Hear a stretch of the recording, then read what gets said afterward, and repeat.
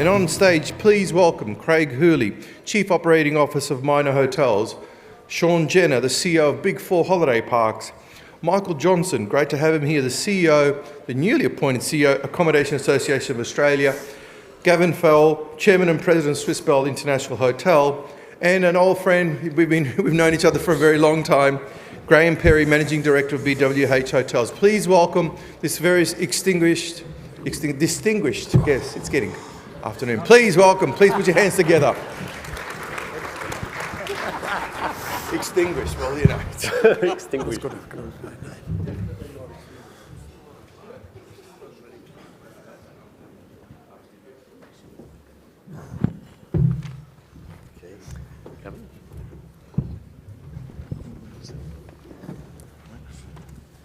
Thank you very much. Thank you everybody for coming and joining this session. As Adrian mentioned, we've got a fantastic panel today. They've each been introduced, but maybe if I can start by asking you to spend a few seconds just introducing yourself, where you're from and what the priorities are at the moment. Craig? Thanks, I'll kick off. My name is Craig Hooley. I'm the Chief Operating Officer for Minor Hotels here in Australia and New Zealand. I'll give you a background. I think sometimes we get a bit confused about who we are and what we are, but we're best known by Oaks. We have over 60 properties in Australia and New Zealand, and our big priority is about bringing our global brands into Australia, Anantara, NH, Varney, which we've already started to do. There's been a few recent announcements around that, and that's our big project for the year ahead, and obviously as well as running a business. Thanks, Craig. Sean? My name's Sean Jenner. I'm the CEO of Big Four Holiday Parks. So we're Australia's leading holiday park brand and booking platform. We're actually a marketing cooperative. We don't own or operate our parks, but we essentially market on their behalf to help them, outperform the industry and grow their businesses. Graham Perry. I'm the Managing Director for Australasia for BWH Hotels, which is the umbrella brand for Best Western, World Hotels and SureStay. So we have properties throughout Australasia in capital cities and regional areas. And I guess the priority is looking after my team and making sure we kick some goals. Hello everyone, my name's Michael Johnson. I'm currently the interim CEO of the Accommodation Association of Australia, and I'm also the CEO of Tourism Accommodation Australia. And I think I'd have to say my focus right at the moment is to get rid of both those and become Accommodation Australia, which we will do on July 1. So very much looking after the accommodation sector from an advocacy and from public policy, but also, as I say, very much a focus at the moment on bringing the two associations together. We've tried for many years, and some of you in the room I'm sure would know that. This time it's actually happening, so we look forward to that. Thank you. Graham? Oh, sorry, Hi, Gavin. I'm next. Graham. My name's Gavin Faull. I'm president of Swiss-Belhotel International, which I own with a partner. We have 125 hotels in 20 countries, I think, and 10 offices around the world. And my objective is just to get bigger. Yeah, bigger. As a company. As a company. As a company. Of course. Thank you very much. Graham, let's start with you. So this morning we saw that most markets are recovered compared to 2019, but is that true? Just how is business these days? And most of your properties are in regional areas. How does regional compare to the city centre? We have about probably about 60% regional and 40% capital cities, so we're actually across both. I think we all know since about April last year, when all the barriers came down and the leisure market just took off. And so we had a record April last year, and I think every month since then we've exceeded the occupancy of 2019 and our RevPAR even more so. So it tells you that rates are being pushed up. So that's carried on month after month. It's obviously been fueled by the leisure market, but what we have seen is some conference business coming back. We've seen small corporates coming back, international starting to come back in. So when we got to April this year, we always knew that it was going to be a real struggle to try and beat April 2022. And we just missed the occupancy, but in terms of RevPAR, we exceeded it. Now, I hear a lot of people saying, April wasn't a particularly good month, but in my view, April was an exceptional month. To get anywhere near where we got to in April 2022, I think was a phenomenal achievement. May was the same, and we're seeing forward bookings, being really strong as well. So with internationals, will start to come back. China will come back when, I think it depends when we get on the list. So it'll be probably mid-2024, I believe. But in the meantime, it's a different mix. And I think as the heat has come off the leisure market, the domestic leisure market, it's being compensated for by other markets. So, our engine in our business is revenue management, working with sales and marketing. So we just had to make sure that we sort of take advantage of all those opportunities, and we're doing that today. So Gavin, over the last few years, we've realised that resilience is something that's really important. What lessons have you learnt, and how is this going to change your strategic planning for the future? Wow, what do I say? One of the lessons I learned during COVID is I did not fire people fast enough. And that may sound a bit flippant, but we delayed our decisions too long. And because that hurt all of us. What's my long-term strategic plan is I've just signed a huge alliance with the second largest hotel-owning company in China, who are also in the China tourism business, and we can't even take the bookings they want to make. I'm also getting people looking to me for white label, also looking for franchise, also looking for manchise. The phones are just going crazy. So the future looks very, very strong. We have to be flexible, we have to think differently, we have to structure the way we're a traditional HMA company, but we just have to be smart and think our way around. And we're also considering to work with owners and perhaps invest in properties, because the owners these days, and there's probably a few owners here, want us to take more risk or want us to really be committed. So the only way you can do that is with money. So Michael, business resilience is important moving forward. How do you see the Accommodation Association supporting businesses to create that resilience, and what do we need to do differently if something reoccurs again in the future? Well, I think if I just go back to what I was saying before, the opportunity, which is July 1 of the two associations actually coming together, we end up with around 1,500 hotels, which is pretty much doubling what either side has been. And so as an association representing the industry with 1,500 hotels, and that's hotels, motels, service departments, right from top to bottom, also some caravan parks in there as well. So we've got a whole gambit across the industry. So I think from that perspective, what helps us will be that we get a stronger voice for the industry when it comes to government. And it's not just federal government as well, it's also the state and territory governments. And interestingly, as the states and territories realise that this merge is coming, you just feel already that the doors are opening easier. The government want to speak to you. The ministers are contacting you directly. So yeah, I think there's a whole lot of opportunity for us as an association, but as an industry, just to have a much stronger voice when it comes to policy and government issues. That's great news for the industry. Sean, holiday parks did really well over the last couple of years as a result of the revenge travel, as it was termed. And we saw really high rates, particularly for on-site cabins and things like that, as we've personally experienced. Those rates here to stay, or are things going to change? Look, it's a great question. I think there's no question, we've probably been one of the largest beneficiaries from a tourism point of view over the last 3 years. I think, our properties are almost exclusively in regional Australia, and certainly once we did open up last year, again, if parks haven't done their strongest year in the last 12 months, then they're probably, in the wrong business. I think We've brought a lot of new people into the category over the last couple of years, which is great. So I think our opportunity as other types of travel open up, whether that's international, cruising, those sorts of things as well, is to see what share of that we can retain. So I think we've got plenty to be optimistic about still in terms of room for further growth. Equally, on the caravan side of things, a huge number of people have invested in caravan product. Equally, I think as we come into the tough times that we're starting to move into from an economic point of view, we're still a really affordable, accessible way to travel and see the great country of Australia. So certainly from our side, I think plenty to be optimistic about over the next 24 months. So this morning we heard from Tricia a great presentation on China and an insight into the Chinese market, what it means and its challenges.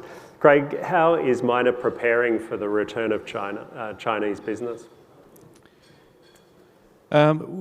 We had a good source of business out of China before COVID, and particularly actually our Varney brand was well liked by the Chinese market, and we grew to understand what their needs are, and I think we've been ready.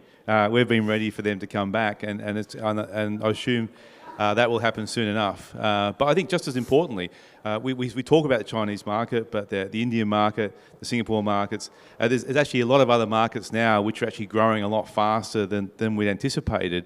And I think that's what's really exciting for Australia is that we could have more than enough people coming in our borders over the next couple of years as we become a safe destination. I think we're a safe and trusted destination for travellers, and I think that's going to become more important in the future.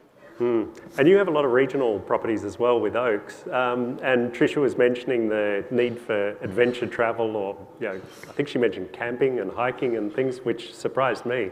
Does that mean that Oaks is in a good position, and I guess also Best Western and Big Four?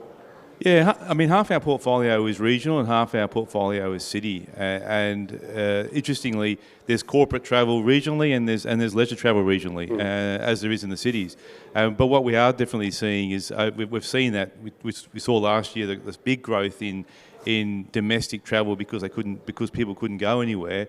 But what they did do is experience and broaden the facilities that these regional locations offer. And we've seen that through local councils now investing as well in local infrastructure and improving destinations. And that's something we talked about at AHIS actually as well, is the fact is that we've got to partner. We've got to partner with local councils, local organisations, and actually develop these destinations. And I believe there's definitely some sustainability of these sort of regional holidays and experiential holidays well into the future.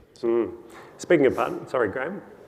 I was just going to agree with you. I mean, I think you're right. I mean, we also had a big Chinese market beforehand, and so we didn't forget about those strategies, and they're still there. It's about implementing them. We got some properties on the Great Ocean Road. I mean, wow, that's a Chinese market. So we've been working really hard with them to try and find alternative markets, like you're saying. I think you made an excellent point about local government. I think for years, probably decades, local government really hasn't understood the value of tourism. And it's only when people don't come that they see the impact. And as a result, you're right, we've now got a partner. But what the new traveller wants, and the international travellers and domestic, is they want an experience. So what has to happen is every destination and every hotel has to work out what their story is, and they have to tell it. And if they tell that story well, and if they adapt their properties so that, because the new traveller doesn't want to stay in hotels, they want to stay in destinations. So it's important that each destination tells the story that they are within that hotel. So again, I think we've got a partner, and I think the future looks really rosy. So Michael, with the Accommodation Association, is there anything that you can do to help properties prepare? Well, I think probably more so on the demand side of things, where we've certainly had meetings with the Tourism and Trade Minister in Canberra with Don Farrell, Senator Farrell, and it's interesting when you do get to speak directly to the government and you can say to them, look, it's great, and we understand that China has had the geopolitical issues that they've had to deal with, but we are starting to see the students back. We are starting to see visiting friends and relatives back, and of course we really need to, if we're going to see China back in the force that it was pre-pandemic, then we've got to actually lift this approved group movement, which is so critical. We know New Zealand has it, Australia hasn't. We know the minister, and we certainly gave the minister that information prior to him going to China. And then we had meetings with him on his return, and as he said, China is keen to come back. So I think we need to be ready, because they will be coming back. And I was going to say, I think the other thing that many of you may or may not be aware is that Tourism Australia's China campaign actually has started now, and that's running throughout June and going forward. So important that Tourism Australia has the funding and that they're able to achieve the funding they achieved through the budget process to be able to go out and get back into the markets. Can I just say I agree with Craig. We're great. We're seeing all these other markets come up. If China comes back in force, look out. We're going to be busy, which would be great. Yeah, I'd like to make a comment that China's not going to wait for us. Okay, they don't care what you're doing with the infrastructure. They'll be here, and they're huge. I've got 10 hotels in Bali. They're 25% of the market. They're 25% of the market from Vietnam. They're not up there yet because of COVID, but they will really move. And the thing to note is the age of the tourist. It's dropped dramatically. It's not for old people, it's for young people. They all want to be FITs, they all want to do what they want to do, and they're all international, and their standard of English is increasing incredibly. So they'll come whether you like it or not. Good news. But when they come, they're coming cashless. And they're not using credit cards anymore, they're using their phone to pay. So Gavin, and I guess Graham as well, how do you prepare for guests who are coming without a method of payment that we're used to with credit cards?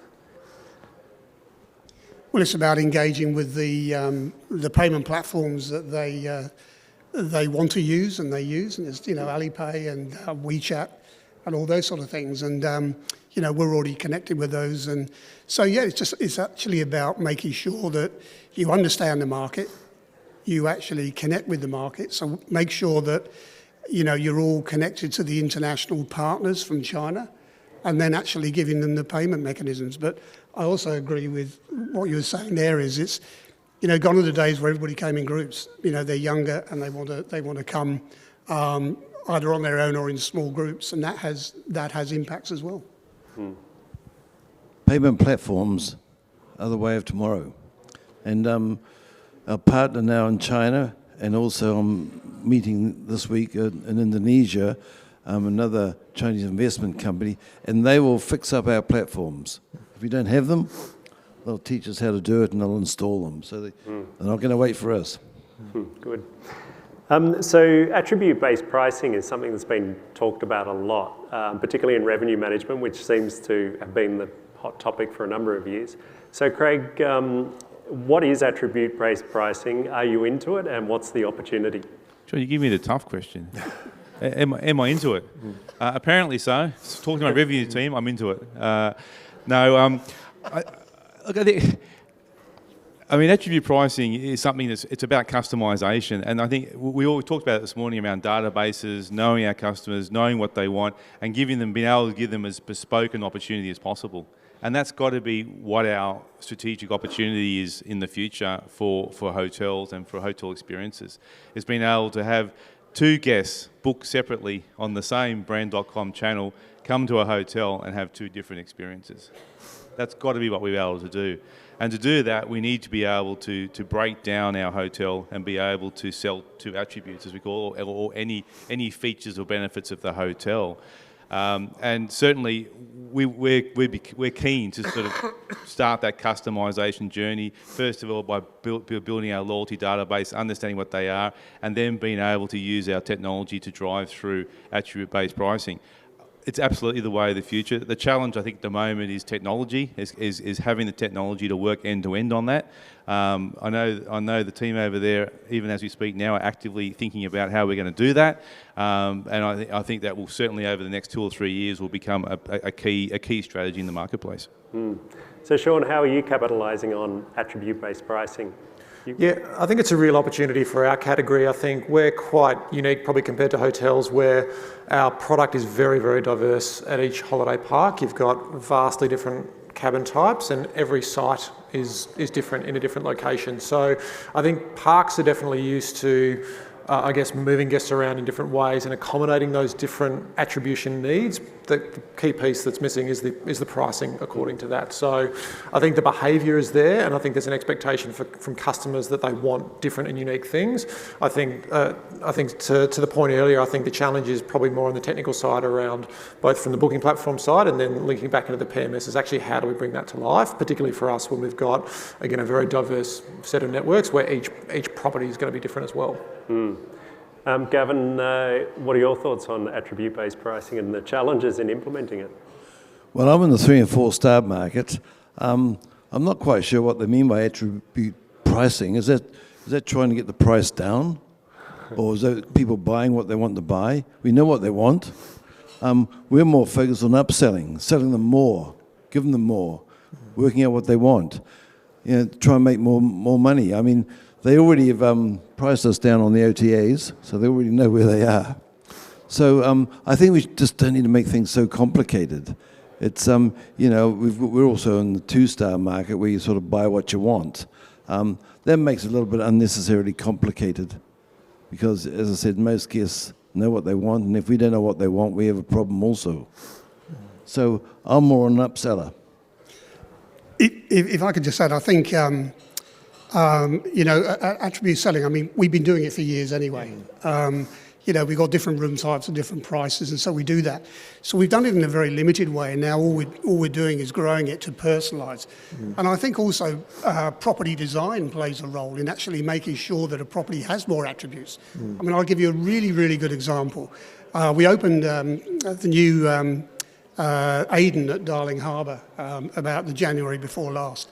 And in the middle of the property, there's an atrium that goes all the way up. And typically, you'd think that was dead space so you had some inside rooms that actually look at that atrium. You go, what on earth are you going to do there?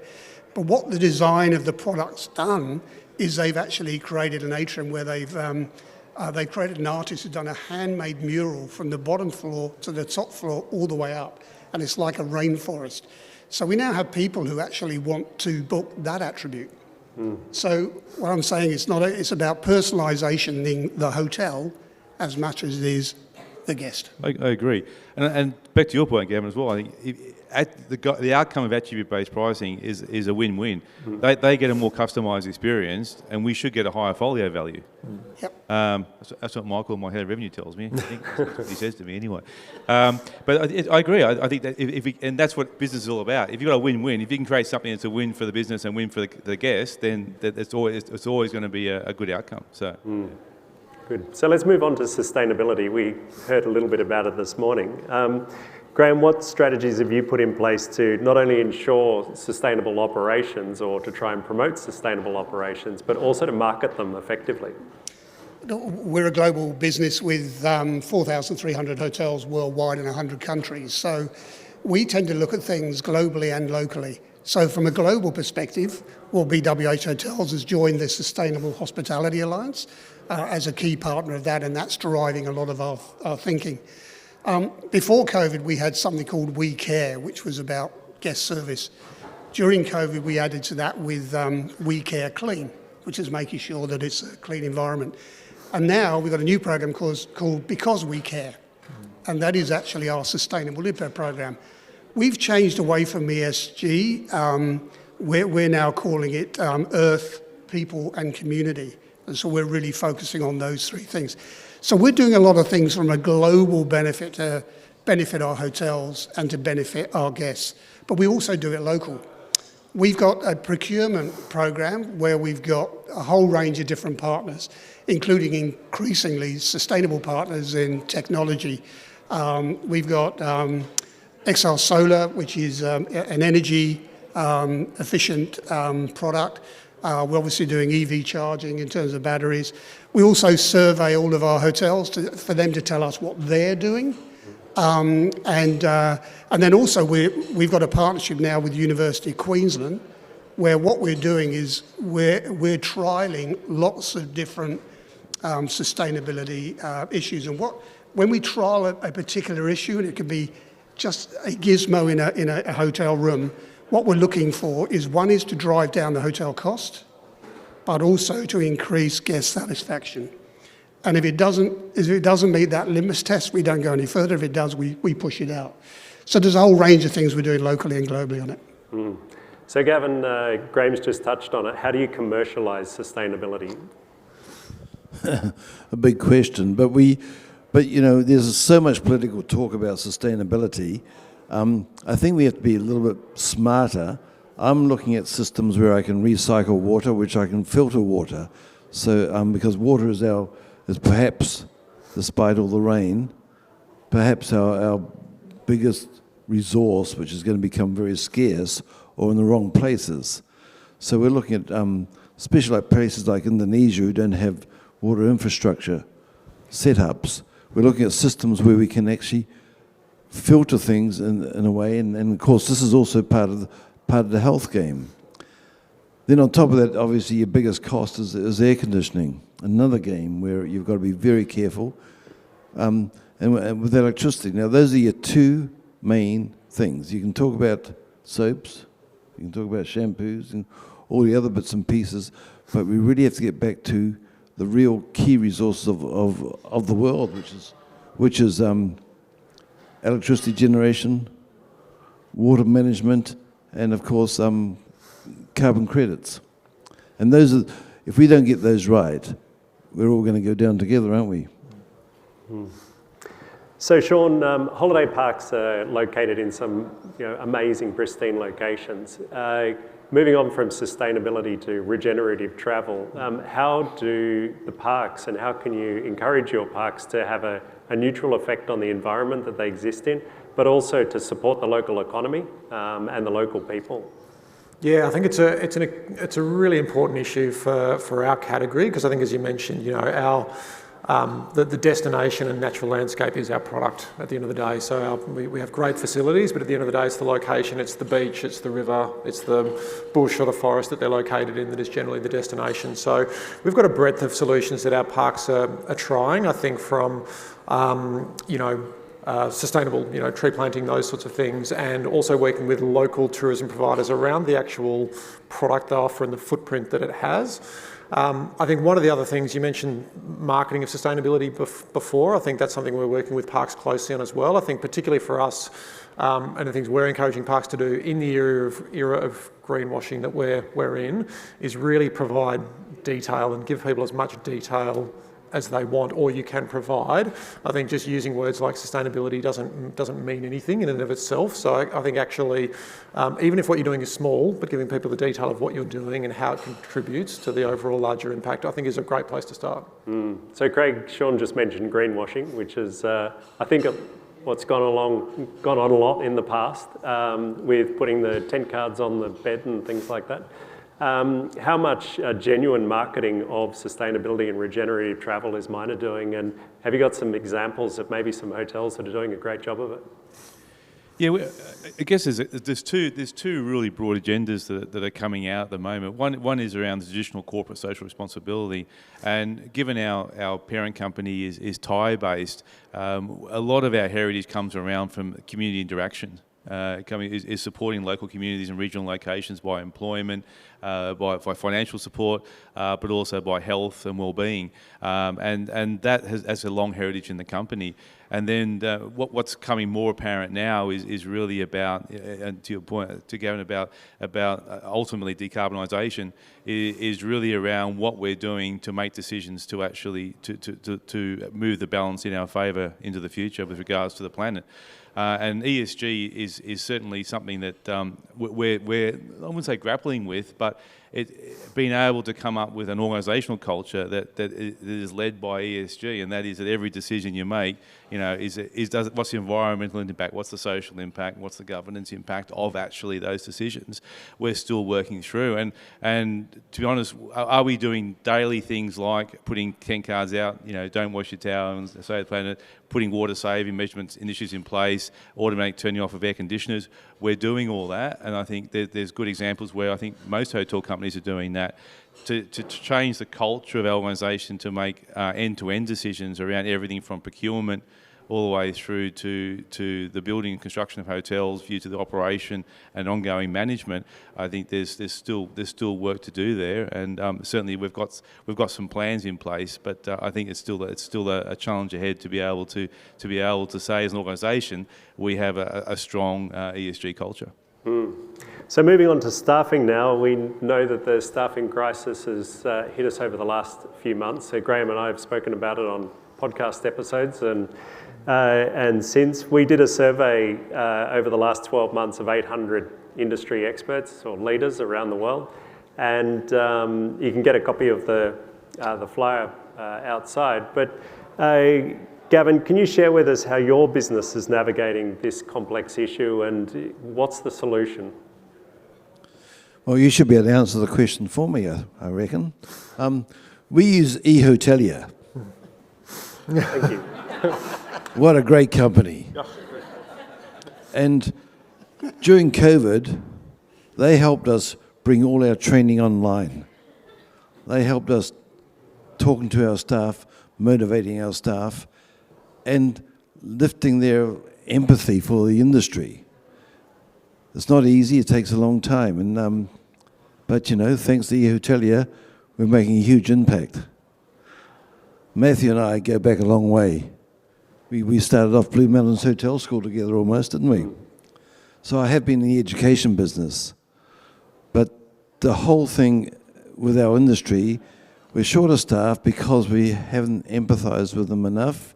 We haven't thought about their education, their training. We've got politicians, especially in New Zealand, saying that hotel workers are underpaid, so that creates some unnecessary friction. But what we have to do, as someone said today, about let's get fund back into the hotel business. Let's get fund back into the education business. Because hotelling and hospitality is the only industry that's going to help solve unemployment and give people jobs. There's actually no other industry, I think, that's doing it, because everyone's closing. Manufacturing's doing it quicker and cheaper. They're going to use robots, and also I don't want robots in hotels. That's an interesting point. We'll get on to technology in a minute, but thanks very much, Gavin. I'll pay you later. Thank you. Just more discount, please. Graham, so what do you think it takes to encourage people back to the industry, and particularly those skilled people who left? Is there a solution? Is there a strategy, maybe working with Michael as well and the Accommodation Association and the government to get the skills back? Yeah, look, first of all, I think Michael and the team have done a great job with government, and I think we've more or less, in many ways, solved the skill shortages from the people from overseas. I think it's a tremendous job. I think in the hotel industry, the biggest issue is retention. It is just so important to look after and keep your staff you've got. And what that's all about is about culture. It's about making sure you've got a culture which makes people want to come back and want to work.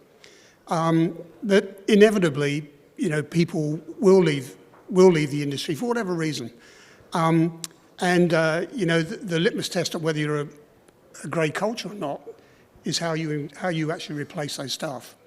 And we've been lucky that every single person, except for one, who's actually left our head office team since the end of COVID, we've actually recruited him by one of my staff tapping a friend or a colleague on the shoulder and saying, come and work for us, it's a great place. Mm-hmm. And if you didn't have a great place, that wouldn't work. So that's the first thing. But it's also about making sure that you respect everybody in your business. You understand what their career aspirations are. It's about training them.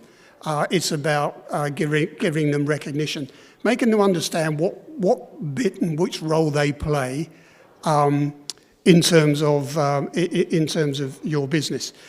It's in terms of the skill shortages. What we now do also is, when you are recruiting, is to recruit on the soft skills as well as the hard skills.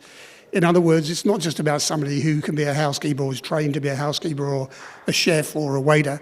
It's actually working out if they've got these soft skills in terms of customer service, in terms of approachability, because you can teach the hard stuff, but you can't teach the soft stuff. And the survey certainly identified the key requirements for recruiting in the future were all about soft skills. And the top was respect and trust. You know, if you can employ someone that trusts or that you can trust, then everything else is easy. And eHotelier is a really great partner of ours as well. Not too much.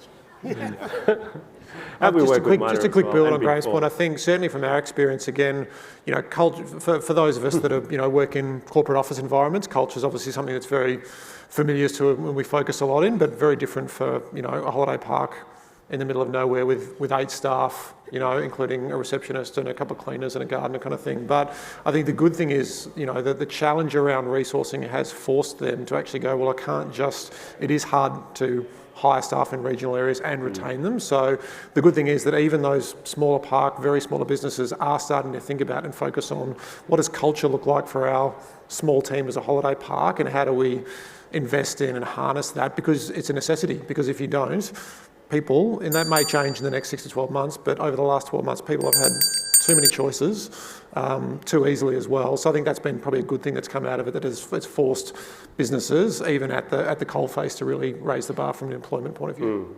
Great. Well, I'm sorry we don't have time to talk about technology, but please join me in thanking our panellists today. It's been a great conversation. Thank you.